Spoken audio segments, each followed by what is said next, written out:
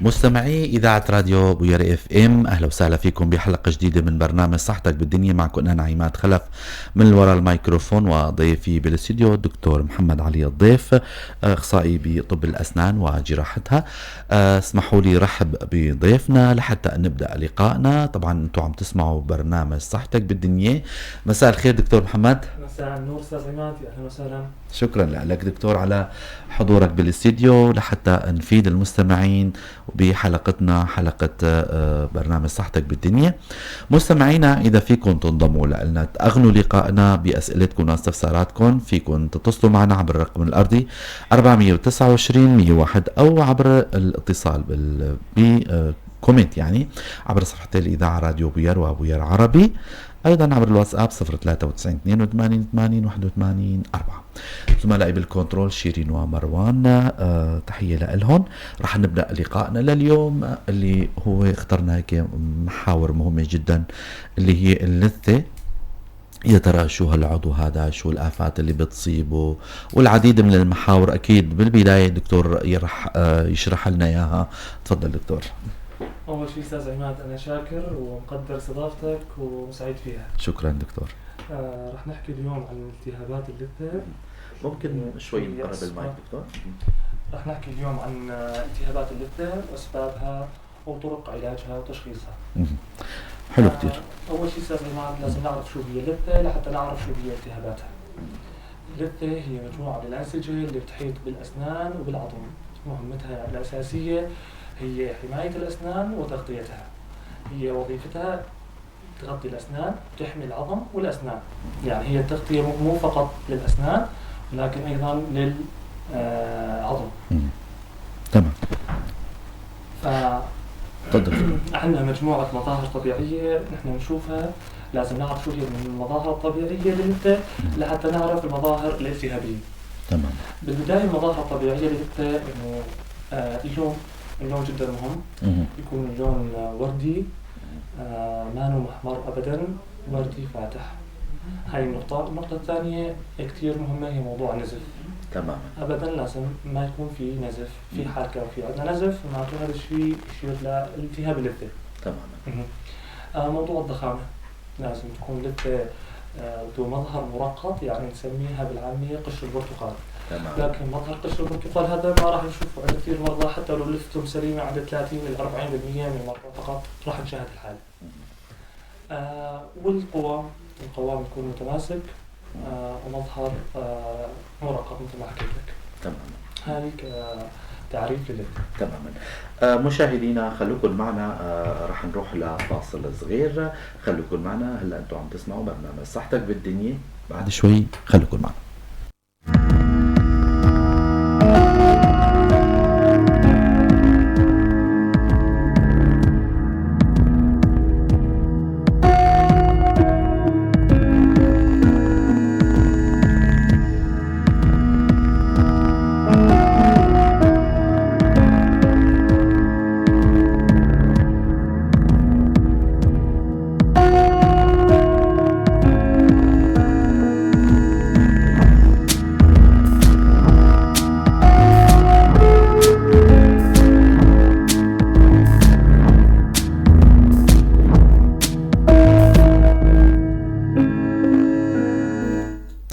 رجعنا لكم من جديد مستمعي إذاعة راديو بوير اف ام. مثل ما ذكرنا كان ضيفنا بالاستوديو الدكتور محمد علي الضيف. هلا عم نناقش موضوع مهم كتير، هو اللثة، هالعضو الموجود بالفم. دكتور شرح لنا كتير محاور مهمة جدا. دكتور، هي الآفات اللي عم تصيب اللثة شو هن أكتر شيء؟ الأستاذ عماد، قبل ما نحكي عن التهاب اللثة لازم مصطلح نشرحه شوي لحتى نعرف شو هي أسباب التهاب اللثة. تمام. في عنا مصطلح هو اللويحة الجرثومية. هي المسبب الأول لأي التهاب لثة. بالغالب بحال 90% من الحالات هو المسبب الأول لينتج عنه تبعات أخرى تنتج التهاب لثة.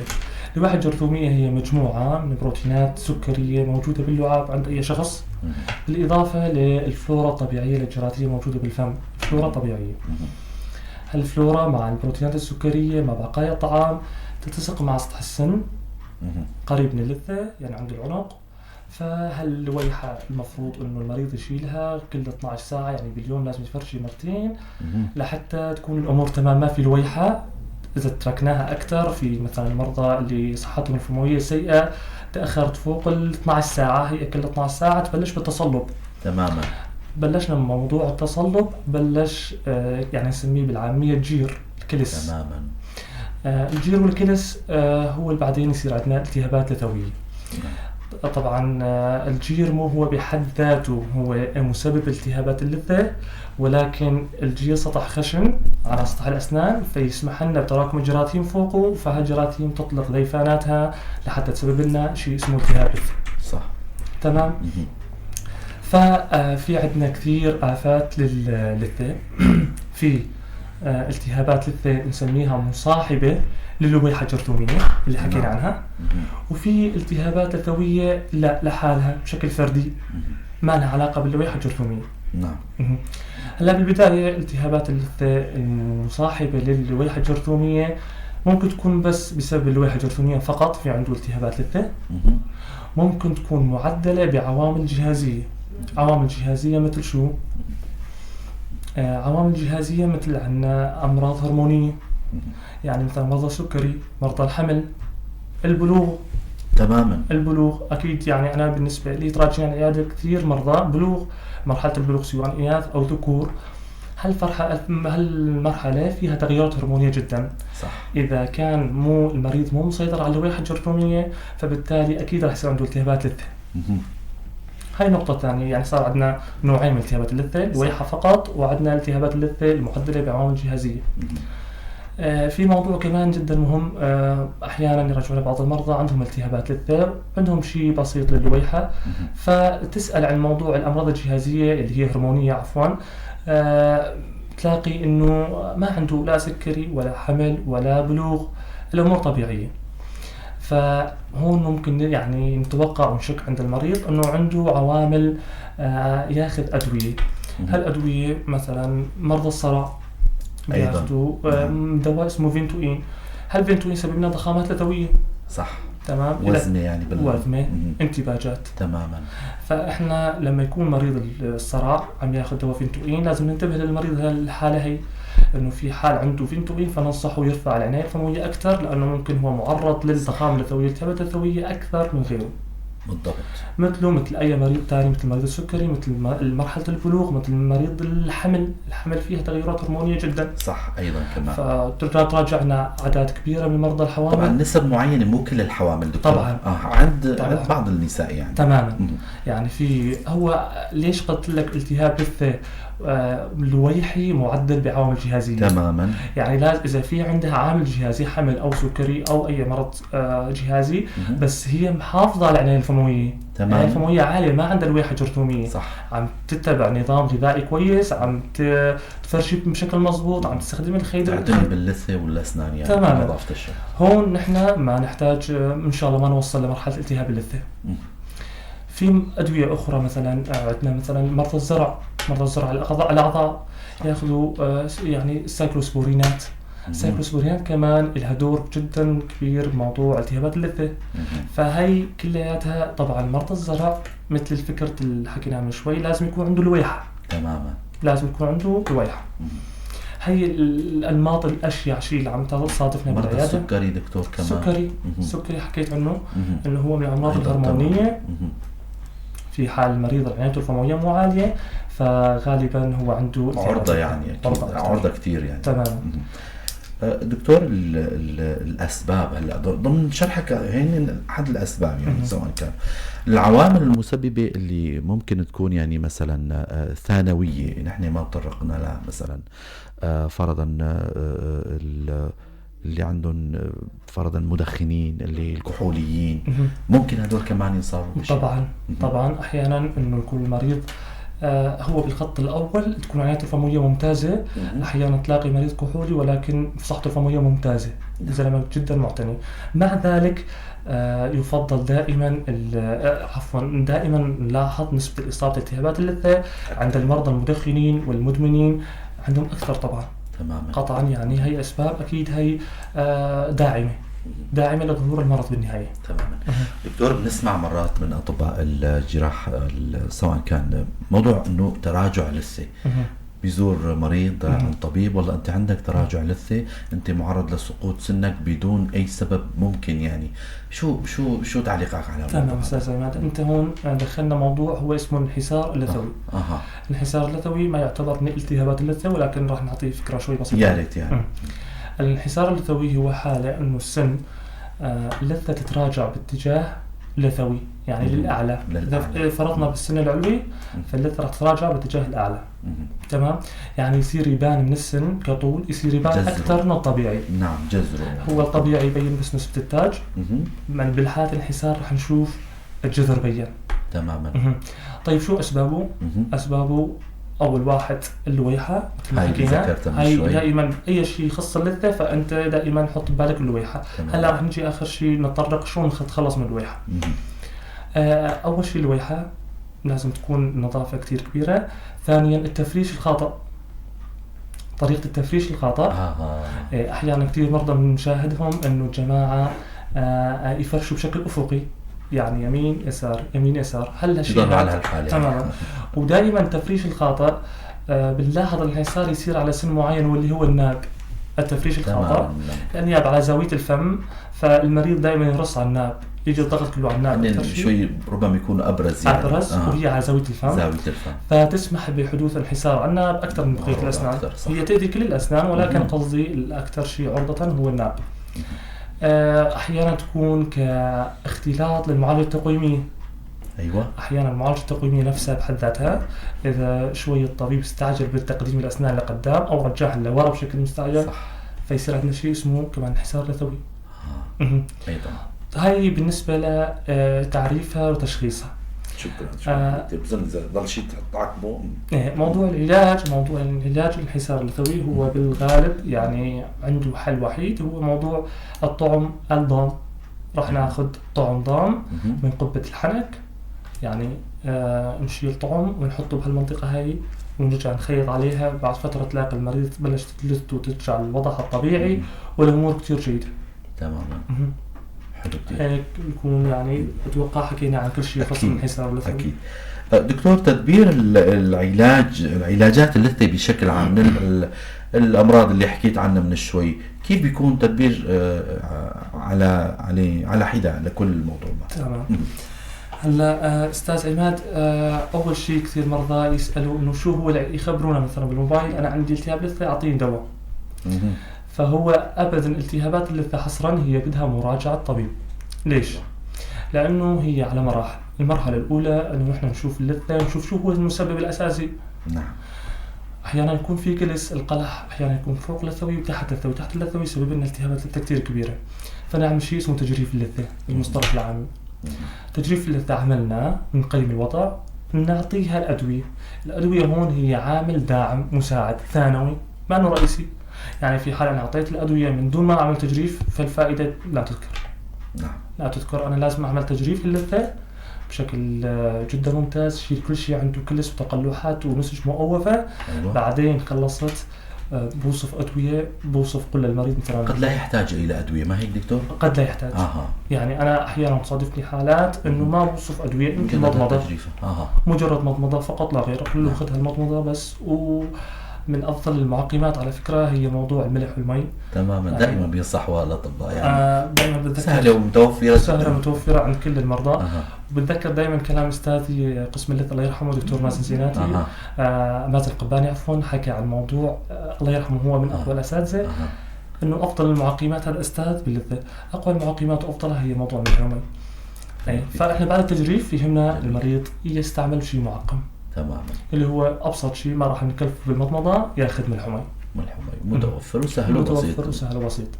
نحن عملنا تجريف، نبعث المريض يرتاح، شغل شيء أسبوع 10 أيام، يرجع نقيم الوضع، نشوف الوضع في تحسن. يعني على الغالب أنا شفت 90% من المرضى في تحسن. في تحسن بعد ما عملنا له تجريف، صار في تحسن باللثة، مظهر رجع طبيعي، اللي إذا كان في انحسار رجع طبيعي، لأن الأسنان استجابت. في حال ما استجاب، نحن هون بدنا نفوت بشيء اسمه التجريف المفتوح. يعني هو هون عمل جراحي، راح نفتح شريحة للثة وراح نجرف على مستوى الميلاط والعظم جوا. نرجع نغلق بمستوى أعمق يعني. أعمق. أيوة. تجريف العادي هو تجريف نسميه مغلق. يعني ينجرى بالعيادة. ايه طبعا وتجريف مفتوح بالعيادة تماما، ولكن الإجراء شوي يعني أضخم وقد يستغرق وقت أطول. طبعاً يعني وقت أطول، بيحتاج لتخدير أو كمان طبعا تخدير التجريف بالنسبة للمغلق ولا المفتوح اثنيناتن يحتاج تخدير موضعي يعني تماما.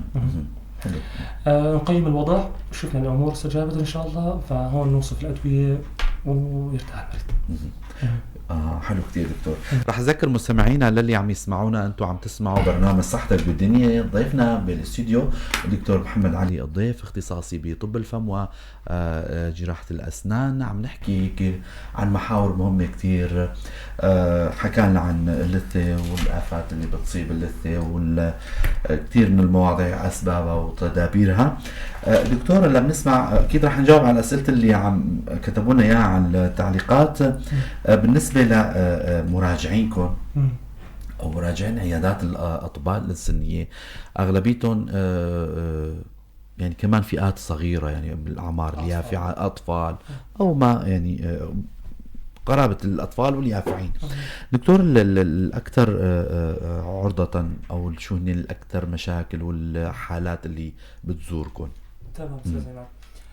أستاذ عماد قبل ما نفوت موضوع الأطفال بس أعطي لمحة بسيطة عن الأطفال. الطفل بيمر بثلاث مراحل من الإطباق. أول شيء اسمه إطباق مؤقت. هي بتبلش الإطباق المؤقت من عمر 6 شهور أكاديميا علميا. تمام. مو حصرا 6 شهور دائما، يعني أحيانا ناقص شهر زائد شهرين، أحيانا ب8 شهور يبلش البزوغ. صح. بينتهي البزوغ المؤقت بعمر 2 بعمر 2 توقف، لازم تكون أسنانه المؤقتة كلياتها بازغة. بيستمر الإطباق المؤقت من عمر 2 لعمر 6 سنوات. بهالفترة هي جدا مهم إنه الأهل بالبيت عفوا الأهل بالبيت سواء الأب أو الأم ينتبهوا على موضوع أسنان أطفالهم. لأنه بصراحة جدا تراجعنا أطفال بحالات ممكن نعالجها. يعني في فكرة كتير عم شوفها صادفة بالعيادة إنه لما نقول سحب عصب لطفل فيستغربوا تماما إنه شو يعني سحب عصب لطفل. لا، هو كتير ضروري إنه نحافظ على أسنان الأطفال لكتير أسباب، اللي هي أول شيء موضوع التغذية. في حال الطفل عنده نخور نسميها نخور معممة فقد كل أسنانه، موضوع التغذية رح يقل عنده فيصير عنده سوء النمو. هاي النقطة مؤكدة. تمام. ثانيا الناحية النفسية كتير مهمة عند الطفل. يعني شايف انت بالمدارس وكذا ممكن يصير تنمر عليه وكذا، فنعطيه راحة نفسية للمريض ونعالج سنه المؤقت. صح. ثالثا والأهم أنا بشوفه هو موضوع حفظ المسافة. حفظ المسافة للسن الخلف. صح. للسن اللي راح يبزغ بشكل دائم. في حال أنا رجاني مريض بالعيادة وطفله عنده نخر واصل للعصب، فأنا دائما بأول خطوة راح أقول للمريض إنه راح نحاول نسحب العصب. نعم. في كثير مرضى يرفضوا الموضوع، لا دكتور سن مؤقت خلينا نطلع نخلص منه. نعم. ولكن في فكرة هلا حاب أوضحها للمرضى جدا مهمة. هي جاني مريض بعمر 4 سنوات بدي أقلع له نفترض راحة أولى سفلية مؤقتة. راحة السفلية المؤقتة راح يطلع عنها راح يطلع عن بدالها بعدين ضاحك أول سفلي. ضاحك الأول السفلي يبزغ بعمر 11 ل 12 سنة. أنا في حال قلعت بعمر 4-5 سنوات، أنا في عندي 5 سنوات المكان فارغ. صح. طبعا هال5 سنوات ما راح يضل مكان فارغ، راح ينغلق. شو راح ينغلق؟ الأسنان المجاورة راح تضب عليه. تمام. تعبي الفراغ هذا. تعبي الفراغ تلقائيا يعني. ولكن شيء سيء. نعم. لأنه ما راح يضل مكان للسن الخلف. فهون نحتاج لموضوع التقويم. فنحن مشان نجنب أطفالنا هالموضوع في حال السن الدكتور قرر إنه للمعالجة فللمعالجة.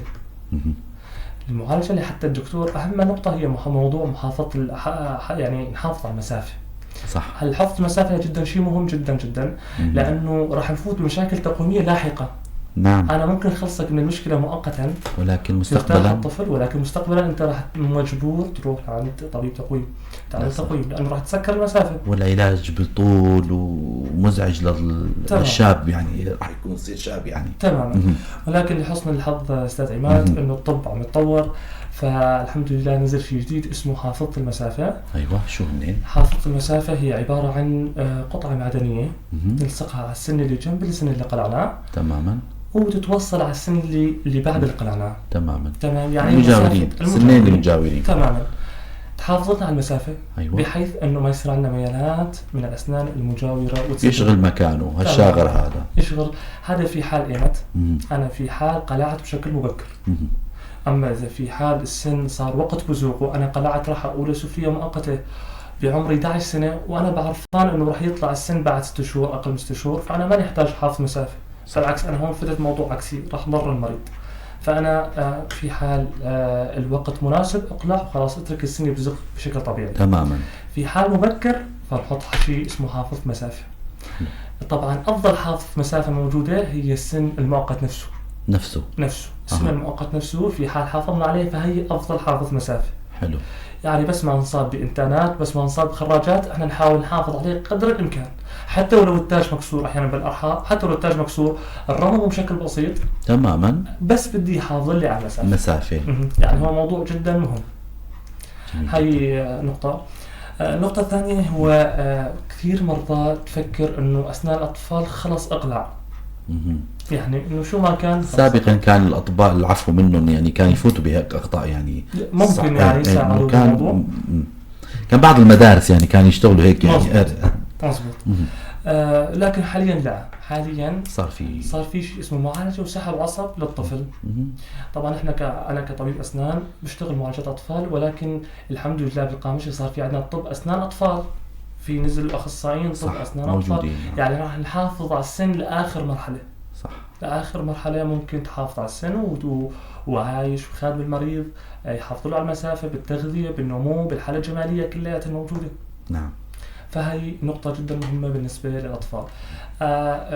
في كمان فكرة إنه في عندنا بعد الإطباق المؤقت في فترة 6 سنوات يبلش تبديل الأسنان. تبديل الأسنان ما بيصير دفعة واحدة، ولا كان راح تشوف المريض بعمر معدد كل أسنانه وقعت. صح. وكل أسنانه طلعت. سبحان الله، هاي من الله يعني. هاي كمان نعمل. فهي الفترة بين 6 سنوات ل 12 سنة 13 سنة اسمها الإطباق المختلط. هون راح تشوف يتم المريض سن مؤقت وسن دائم. سن مؤقت وسن دائم بالتناوب. يعني بالتناوب راح تشوف في أسنان يتأخر بزوغها وفي أسنان تبلغ من عمر 6 سنوات مباشرة. ممكن. نعم. فكتير مهم الأهل يميزوا من الموضوع هذا. أحيانا يجوا دكتور اقلع يا أخي سن دائم، لا اقلع. فالسن دائم هو لازم معالجة حكما، يعني لأنه ما راح يجي بعده، يعني ما راح يتعوض السن هذا إلا بعمر 18 سنة لموضوع الزرع. فهي نقطة جدا مهمة حبيت أوضحها كمان. حلو كتير. رح نشوف هيك المستمعين اللي بعثوا لنا رسائل. آرمين، الأخ آرمين، عفوا دكتور، هل يمكن معالجة تراجع اللثة الشديد لمريض السكري دوائيا دون تدخل جراحي؟ من شوي حكى دكتور، رح نجاوب على سؤالك، يعني أظن كان واضح سؤاله. يعني هو كان جاوبنا عليه نحن. اكيد يعني ربما هو تاخر لفات على انضم لنا، ممكن اذا نجاوب. لا هو دوائيا ما ممكن ابدا. لازم حصرا لمعالجه جراحيه بعدين نرجع للمعالجه الدوائيه. سؤال للدكتور من الاخ نعمان، عم يسال ما هي الطريقه المثلى كي نحافظ على صحه لستنا وأسناننا؟ أكيد بآخر الحلقة ضمن التوصيات والنصائح أكيد ضل معنا. أكيد راح تسمعها الأخ نعمان. أكيد في مجموعة من النصائح محضرينها. أكيد شيء راح أذكر مستمعينا للي جديد انضموا لنا، أنتم عم تسمعوا برنامج صحتك بالدنيا. ضيفنا بالاستديو الدكتور محمد علي الضيف، أخصائي طب أسنان وجراحتها. دكتور، يعني ضمن حديثك من شوي حكيت عن موضوع التفريش الخاطئ، هي أكيد رح نختم ضمن توصيات لقائنا أيضا على هالمحور المهم، الطريقة المثالية لتفريش الأسنان، سواء كانوا الصغار سواء كانوا الكبار. كثير من الناس عم يشكوا من خيوط دم أو نزف أثناء التفريش. شو بتكون هالحالة؟ هاي كمان تندرج تحت التهاب اللثة ولا شو؟ رجعنا شوي لورا كمان. ايه نرجع للثة. استاذ عماد، مجرد ما المريض لما يفرش اسنانه او لما كثير يشوف يعضوا تفاحة او يعضوا شيء قاسي فيلاقوا نزف، هون من شفت نزف يعني هو غالبا هو التهاب لثة. تمام. يعني مجرد ما انت فرشيت اسنانك وفي نزف فالتهاب لثة. المهم انه في كثير مرضى يقولوا ما بقى نفرشي اسناننا، في مدام دكتور كل ما نفرشي في دم فما بقى فرشي. لا، هو ابدا مو هيك، انت لازم تستمر بالتفريش ولكن بالطريقه الصحيحه. تكون تفريش هو يكون طريقه خطا، تراجع الطبيب لحتى اول شيء اذا في كلس وجير بشيله وبعدين تعمل الطريقه الصحيحه. الطريقه الصحيحه بالتفريش هي الغالبيه بشكل افقي يمين يسار، هي العكس، هي بشكل عمودي. تماما. بشكل عمودي عموديين جايين اتجاهاتهم. نعم.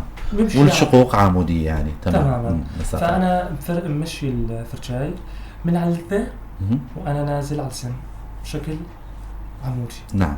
تمام. أنا شو يهمني عند عمق السن يجمع الويحة.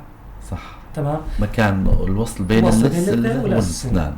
هي المهم جدا وتنشال. هي أنا حكيت بالبداية عن الويحة الجرثومية. هذا هو. هي الويحة الجرثومية. المفروض بعد ما تفرشي ما بيهمنا موضوع البياض بقد ما يهمنا موضوع النظافة.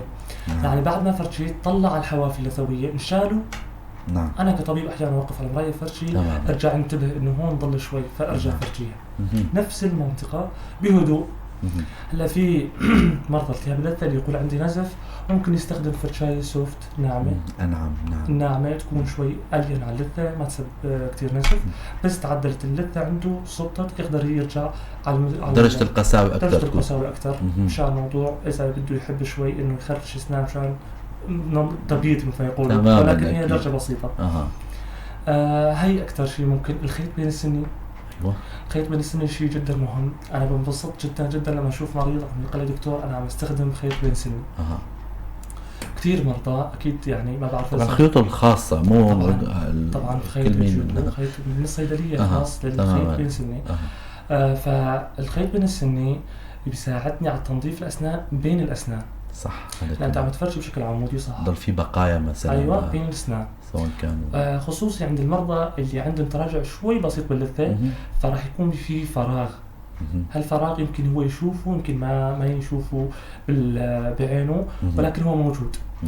فهالتنظيف البيئة طبعا استخدامه كثير مهم. قبل ما أكمل حديثي يعني المفروض في بعض المرضى يقطعوا اللثة وهن عم ينظفوا بين الأسنان بدرجة معينة. يعني هو الموضوع أن تدخل على السن فقط يعني على سطح السن وتسحب لتحت.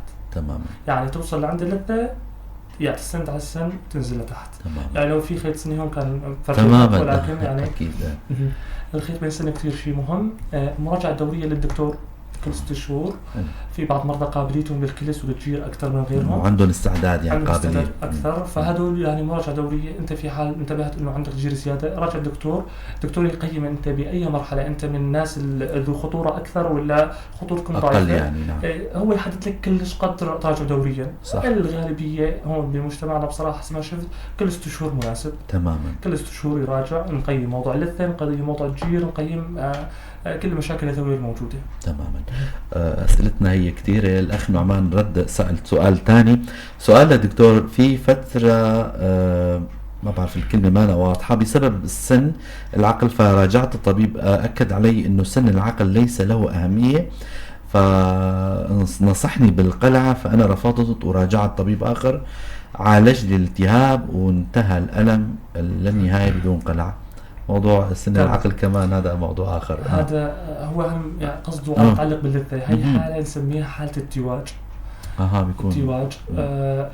اللثة تكون عند ضرس العقل طالعة شوي ممتدة لفوق ضرس العقل. صح. فعلى الإطلاق المريض يعض على اللثة بيصير عنده التهاب. شعور بألم أو التهاب. ألم والتهاب كامل راح يعيش شعور بألم وبحرارة. يعني. في شد يحس في توتر بالمنطقة. صح. فيراجع الطبيب. هو الحل النهائي الجذري هو قلع ضرس العقل. أها. ولكن إذا الطبيب شوي كان يعني تعامل شوي بموضوع أسلس، إنه حاول يعطي أدوية، حاول يجرف تحت التواج، يحرر هالضغط هذا. أيوة. أحيانا نلجأ لقطع، هل قطعة من اللثة هي اللي فوق تمام، السن. استغناء عنها يعني. تماما. في بعض مرضى يستجيبوا بصراحة، في بعض مرضى ما حسب يستجيبوا. المريض. يعني قصينا مثلا اللثة التواج هي القطعة من جاي اللثة فوق السن. قصيناها قطعناها، وصفنا أدوية، تلاقي المريض بعد فترة يقول لك لسه دكتور الحالة، فهون أنا نلجأ للقلع. يعني فالخط الأول هو موضوع قطع اللثة اللي فوق السن، بعدين أرجع أقلع السن في حال اضطريت. ظلت المشكلة على ما هي. تماما. كمان بيسأل الأخ نعمان: دكتور، هل عامل الوراثة له دور في إطالة عمر الأسنان؟ يعني في ناس بيضلوا عمرهم يعني الأعمار طويلة وبضل سنهم محافظين عليه. تمام. هذا موضوع جدا خصوصا يعني الكبار بالسن. هذا طبعا له عامل وراثي. لأنه أحيانا في عندنا التهاب النسج الداعمة. هون يعني في عندنا التهاب لثة، وفي عندنا التهاب نسج داعمة. نعم. الجهاز الماضغ داخل الفم يتكون من 4 مكونات. أول شيء هي اللثة، هي جزء من الجهاز الماضغ. أكيد. مع الرباط بين العظم وبين السن والميلاط. تمام. والعظم عفوا 4 أجزاء. فأحيانا الغالبية التهابات النسج الداعمة اللي تكون على 4 مكونات، على العظم وعلى اللثة وعلى الرباط وعلى الميلاط، فهذا يكون يعني العامل الوراثي له دور جدا. صح. تمام. عامل الوراثي بالإضافة لبعض الأمراض اللي هي موضوع السكري. هي أكثر المرضى اللي بنشاهدهم عندهم التهاب نسج داعمة هو مرضى السكري. صح. تلاقي متراجع العظم، مو بس اللثة. يعني لما يجي المريض تلاقي إنه اللثة متراجعة والعظم متراجع. تمام. في قلقلة بالسن، الرباط متأذي، الميلاط متأذي، كلياته متأذي. فهون التهاب النسج الداعمة هو له عامل وراثي، ولكن في له عوامل أخرى كمان. السكري. تمام. السكري وغير الأمراض، يعني مو بس السكري. الأخ آرمين: هناك دراسات تؤكد علاقة نقص فيتامين سي ونقص البكتيريا النافعة بأمراض اللثة والتهابات وأمراض الفم عموما. ما بعرف هو يعني كان بيصيغ السؤال ولا ضفت شيء، يعني ما بعرف. تماما. هاي هو حكى معلومة صحيحة. من التهابات اللثة أحيانا في حال ما كان عنده مرض جهازي، وفي حال ما كان عنده الويحة والعناية الفموية كتير ممتازة، فهذا نقص فيتامين سي سبب لنا داء اسمه داء الاسقربوط. داء الاسقربوط هو مرض لثوي نازف جدا. يعني تصيب اللثة التهاب جدا نازف، يعني مجرد ما اللمس العفوي يسبب نزف. فهنا نلجأ لتعويض هالفيتامين سي للمريض مع المشاركة مع الدكتور الأخصائي الغدية أو أي دكتور آخر ممكن يساعدنا بالموضوع. ولكن هو مرض قليل، نادر حتى نشوفه. قليل مرضى يعني نشوف إنه عندهم نقص فيتامين سي وعندهم داء الاسقربوط. كثير قليل يعني. تماما. دكتور، نحن دائما بلقاءاتنا بنختم لقائنا بمجموعة من التوصيات والنصائح للمستمعين، سواء كانوا الأصحاء أو اللي عم يعانوا من مشاكل باللثة أو بالأسنان. فعبر منبر بوير وبتوصيات الدكتور محمد رح نترك المايك للدكتور، وشو اللي التوصيات اللي بتنصحها للمستمعين؟ أستاذ عماد، أول شيء موضوع اللثة، مجرد ما المريض شاف أي نزف عفوي فهو أو ضخامة لثوية، شاف في انتباج على اللثة، فالمفروض يرجع الطبيب بشكل مباشر لحتى يقيم المشكلة ويجري العلاج. هاي نقطة مهمة. بالنسبة للثة، النزف والانتباج هو مشعر أولي مباشرة يدلنا على حالة التهابية. هاي كتير شيء مهم. الطبيب يعطيك المعالجة، يعطيك التوصيات، ويعطيك الفرشاية النوعية.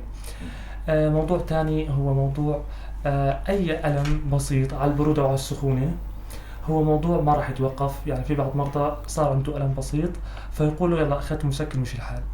ألم الأسنان هو مرض ما يتعالج بالأدوية أبدا. يعني ما في شيء اسمه التهاب لب حاد عالجته بالأدوية، هذا الشيء مو موجود بالعالم حاليا. مجرد ما حسيت بألم على البرودة، على السخونة، على العض، على الطرق، فأنت مباشرة تراجع الطبيب يحل المشكلة بشكل مبكر، أفضل ما نوصل لمراحل متقدمة. النتائج بتكون مرجوة أكثر يعني. كتير ممتازة تكون نتائج. استعمال الخيط السني أنا كتير فضله، يا ريت إنه كل العالم يستخدموه. الخيط السني كتير بيريح المريض وكتير يريح الطبيب. أحيانا يجونا مرضى عندهم آفات نخرية ملاصقة، الدكتور المريض يقول لي هون عم يوجعني بس أنا عم طلع بالمراية ما عم شوف النخر. فهذا يكون بين السنين. صح. انا شلون اتخلص من موضوع الافات الملاصقه عن طريق الخيط السني اكثر شيء. فالخيط السني، الفرشاي، المضامض نستخدمها بشكل دوري لكن مو بشكل مستمر لانه تصير نتائج عكسيه. مضامض، الملح ومي تعقيم كتير كويس، كتير ممتاز. ومراجعه دوريه للدكتور، تماما. المراجعه الدوريه كل 6 شهور كتير ممتازه، كتير بتحافظ على صحتك الفمويه. ايضا مثل ما ذكرت دكتور انه اي شيء مشعر لهالحاله، يعني سواء كان الم، نزف او اي حاله غير طبيعيه، فورا تراجع الطبيب، ما تلجا لاي اجراء ثاني. هذا الافضل يعني. تماما. في كثير مرضى براجعونا حاطين قرنفل على السن او على اي مكان بوجعهم ومستمرين فترة طويلة على الحالة هي. فيراجعنا بحالة خراج كبير، حالة الخراج مشكلة ما بتوقف عند الخراج، ممكن يتحول لكيسة، ممكن يتحول لغير شيء. فمفروض المريض اللي معتني بصحته الفموية أي ألم معناته بيدلنا على المشكلة. صح. الألم شيء مزعج ولكن هو نعمة من رب العالمين طبعا. لحتى يدلنا على المشكلة. صح. فورا تراجع الطبيب يحدد المشكلة وإن شاء الله يعالجها. شكرا لكم دكتور محمد علي الضيف على الاستضافة الحلوة والمعلومات القيمة. أهلا وسهلا أستاذ عماد، وأنا تشرفت بلقائك وشكرا على الاستضافة الجميلة. شكرا لك. شكرا لحسن استماعكم مستمعينا ومتابعينا للي سمعونا وكانوا موجودين معنا لنهاية الحلقة. على أمل نلقاكم الأسبوع القادم بضيف جديد وحلقة جديدة. سلاماتي من وراء الميكروفون عماد خلف وزملائي بالكنترول شيرين ومروان. تضلوا بخير وسلامة الأسبوع الجاي.